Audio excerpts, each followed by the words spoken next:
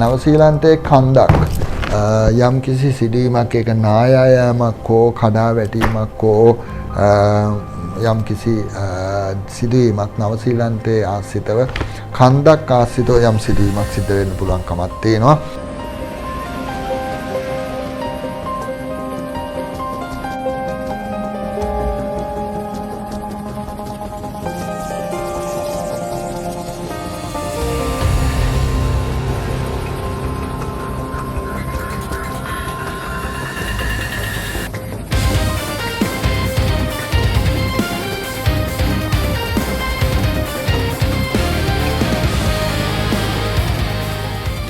මේ දවස්වල හැම තැනම ලෙඩ නේද?